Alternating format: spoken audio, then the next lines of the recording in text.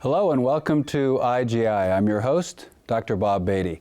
Our guest today is a National Book Award winning author and is here to discuss How to Be an Anti-Racist, which also happens to be the title of his latest book. Dr. Ibram X. Kendi is a professor at American University in Washington, D.C., where he teaches history and international relations and is the founding director of the Anti-Racist Research and Policy Center at American University. Dr. Kendi won the National Book Award in 2016 for his book, Stamped from the Beginning, The Definitive History of Racist Ideas in America. Now here's a quote from Dr. Kendi's new book. "We know how to be racist. We know how to pretend to be not racist. Now let's know how to be anti-racist." So on that quote, let's welcome our guest, Dr. Ibram X. Kendi. Thanks so much for joining us here. It's great to be on the show. Yeah, I'd like to start going back a bit. Tell us a bit about your background and, if you can, a little bit about your journey toward writing the books you've written, including your newest one.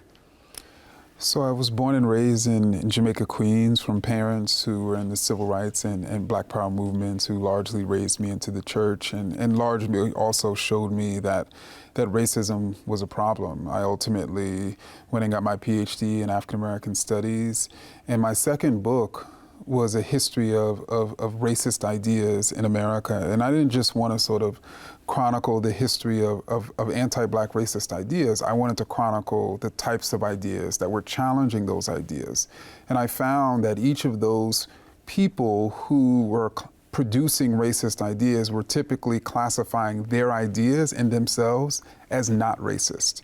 And so I knew that I couldn't necessarily identify those ideas and those peoples as not racist, since that's how they were defining themselves. And so that's when I used the term anti-racist, and I really chronicled the history of racist and anti-racist ideas. And the more I spoke about that book, which was entitled Stamped from the Beginning, the more people were like, oh, tell me a little bit more about how to be anti-racist, because I've been taught how to be not racist, but I really want to know more about how to be anti-racist, which is ultimately what led me to write this new book.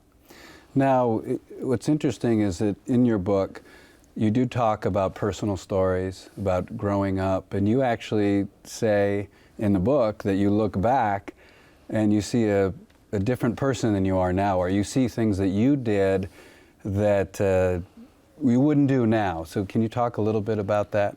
Well, yeah, I mean, I think I grew up and I came of age in the 1990s, and I was a Black youngster in the 1990s. And if there was ever a decade in American history when Americans, including Black Americans, including older Black Americans in particular, but white Americans, Americans more broadly, were saying that one of the fundamental racial problems was Black youth. It was the 1990s. And so that was the time which apparently Black girls were apparently having too many babies. Black boys were, quote, super predators. Black children or youth did not value education. And I ended up believing and consuming these racist ideas about Black people. And I ended up basically sharing them in a speech as a senior in high school that really opens this book, and which really sort of showed just how deep and widespread these ideas that there was something wrong with Black people, that even somebody who was Black was believing them. And if I'm correct, you initially thought you might be a sports writer. Is that true? So how do you, what happened where you broke away and said, you know, I don't think I'm going to be a sports writer. I think I'll go into academia and maybe the more realm of the ideas. How did that process? So I grew up, I wanted to play basketball. I actually did play basketball, but at some point I realized I probably wouldn't make the NBA. So I felt that I could sort of write a little bit, and so I decided, well, let me go about being a sports writer. And the more that I sort of interned and really sort of engaged in that craft, the more I got to meet sort of famous athletes, the more I realized that they breathed the same air that I did, and you know, these were just normal people, and it wasn't as interesting to me as I got closer to it. But at the same time, racial battles and issues were becoming more and more interesting to me, and ultimately I found that I could make a difference by writing about and speaking about racism.